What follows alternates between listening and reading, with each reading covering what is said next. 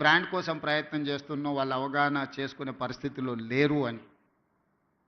మొట్టమొదటిసారి ₹2 కిలో బియ్యం ఇచ్చిన ఎన్టీ రామారావు గారు పేదవాడు తెల్లన్నం తిన్నప్పుడల్లా వారిని గుర్తు చేసుకుంటాడు. ఐటీ కంపెనీలను, హైటెక్ సిటీని ఇవి చూసినప్పుడు చంద్రబాబు నాయుడు గారు గుర్తొస్తాడని చెప్తారు.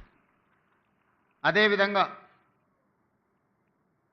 జలయజ్ఞం వ్యవసాయాన్ని ప్రాధాన్యతగా తీసుకొని ఉచిత కరెంటు నుంచి సాగునీటి ప్రాజెక్టుల వరకు రైతుల సమస్యలను చర్చించినప్పుడు రైతు బాంధవుడుగా డాక్టర్ వైఎస్ రాజశేఖర రెడ్డి గారు గుర్తొస్తారు. సరే, ఇంకొంతమంది కొన్ని రకాలుగా కొన్ని బ్రాండ్స్ క్లెయిమ్ చేస్తూ ఉంటారు. ఉద్యమకారులమని, తెలంగాణ ప్రదాతలమని. వాళ్ళ గురించి నేను పెద్దగా చర్చించదలుచుకోలేదు. మరి మీరు ఏ బ్రాండ్ లేకుండానే అన్నోటీస్డ్ చీఫ్ మినిస్టర్గా మీరు రావడం పోవడం జరుగుతుందా అని చెప్పి విశ్లేషకులు, శ్రేయోభిలాషులు అడుగుతున్నారు. నేను ఒక మాట చెప్పదలుచుకున్న ఈ వేదిక మీద నుంచి విశ్లేషకులకు, విమర్శకులకు, ఈ రాష్ట్రంలో ఉండే ప్రజలకి, young India is my brand. I wanted to create an brand that is called young India. 1000 సంవత్సరాల చరిత్ర కలిగిన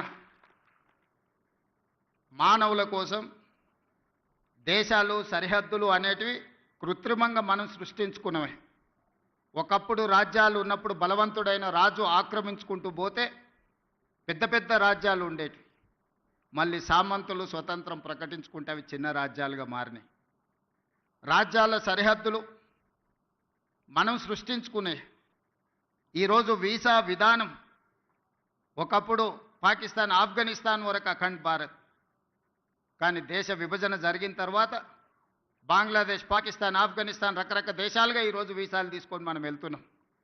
ఈ సరిహద్దులు అన్నీ కూడా మనం కృత్రిమంగా సృష్టించుకున్న సరిహద్దులే, మానవులు తయారు చేసుకున్న సరిహద్దులు. కానీ వీళ్ళందరికీ అవసరమైన అవసరాలు ఏమి?